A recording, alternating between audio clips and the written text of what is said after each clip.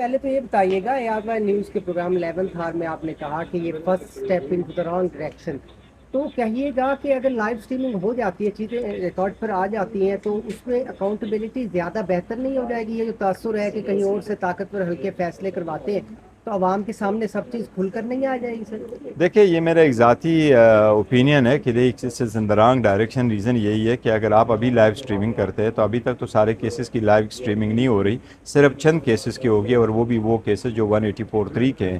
لیکن میرا کہنے کا مقصد یہی ہے کہ نیچے ٹرائل کورٹ پہ ابھی لائیو اسٹریمنگ نہیں ہے. ہائی کورٹ میں بھی بڑے اہم مقدمات ہوتے ہیں آئین کے تحت، وہ بھی بڑے اہم ہے، وہاں بھی لائیو اسٹریمنگ نہیں ہے. اور آپ لائیو اسٹریمنگ دکھا بھی رہے اور جنرل پبلک کے لیے آپ کر رہے ہیں، اور PTV کے تھرو آپ دکھا رہے ہیں، جبکہ اندر کورٹ کے اندر پروسیڈنگز انگلش میں اور پبلک اردو جانتی ہے سارا زیادہ تر، تو اس لیے اس کا کوئی خاطر خواہ پیدا نہیں ہوگا. آپ کو یاد ہوگا ایک دور میں چیف جسٹس اختیار محمد چودھری کے دور میں جج صاحبان نے بھی کوئی ایسی آبزرویشن دی تھی، وکیلوں کی طرف سے بھی ایسی آبزرویشن آئی تھی کہ ایون یہ جو ٹکر چلتے ہیں یہ ٹکر بھی نہ چلے، تاکہ پورا کنسنٹریٹ وکیلوں کا، ججز کا اپنے کیس پر ہو، اور جو کیس ہو وہ آپ ججز خاموشی سے سن لیں اور ججز اپنے کوشچنز کرے آئینی اور قانونی، اور ججز تھرو ججمنٹ بولے بجائے اس کی کہ ان کے ٹکر چلے. تو آپ کو یاد ہوگا یہ ایک ہوا تھا، اور اس پہ بڑا عمل درآمد کروایا تھا چیف اختیار چودھری صاحب کے دور کے بعد.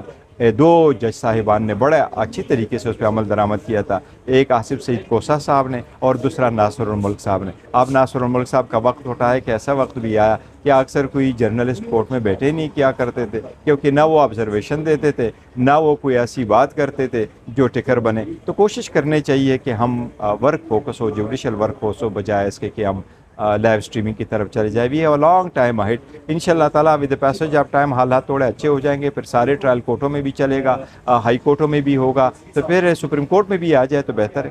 سر ایک طرف لائیو اسٹریمنگ کے بعد اب یہ تاثر بھی ڈیولپ ہو چکا ہے، بلکہ انہوں نے اعتزاز احسن صاحب نے بھی یہ کیٹیگوریکلی کہا ہے کہ اس سماعت میں ایسا لگتا تھا کہ ججز زیادہ سوال کر رہے ہیں اور وکلا دلائل کم دے رہے ہیں. تو یہ کیا اس لائیو اسٹریمنگ کی وجہ سے اٹینشن گریب کرنے کا ایک ٹیکٹس تھا ججز کی طرف سے اتنے سوالات، یا عام طور پر بھی ایسے ہی ہوتا ہے سماعت؟ نہیں، ایسا ہی ہوتا ہے. میں نہیں سمجھتا کہ یہ لائیو اسٹریمنگ کی وجہ سے. جج صاحبان جب بیٹھتے ہیں تو بالکل قطع نظر ہو کر کے بیٹھتے ہیں کہ میرا نہیں، ان کو سامنے کوئی کیمرہ ہوتا ہے جس سے وہ تاثر لے لے کہ مجھے دکھایا جا رہا ہے کہ نہیں. جج صاحبان ایسی کی کوشچن کرتے ہیں، اور زیادہ کوشچن لوگوں کو اس لیے نظر آتے ہیں کہ جب 3 جج بیٹھے ہو یا 2 جج بیٹھے ہو تو 2 جج کے کوشچنز ہوتے ہیں اور آپ سبمیشنز کرتے ہو. جب 15 ججز بیٹھے ہوتے ہیں تو پھر بھی زیادہ کوشچنز کرتے ہیں، وہ ہو جاتے. آپ کو یاد ہوگا اختیار محمد چودھری صاحب کا کیس جب چل رہا تھا اور 13 ججز بیٹھے تھے، تو کوشچنز ہی کی وجہ سے تو آلموسٹ 2 مہینے کیس چلا تھا. تو یہ ہوتے ہی رہتے ہیں، ضروری نہیں ہے وہ کیمرے کی وجہ سے. سر آپ کے خیال میں یہ قانون جو بننے جا رہا تھا، یہ اس میں غیر آئینی کچھ نہیں تھا، مگر غیر آئینی یہ تھا کہ 2/3 اکثریت والی اسمبلی نے یہ بل پاس نہیں کیا.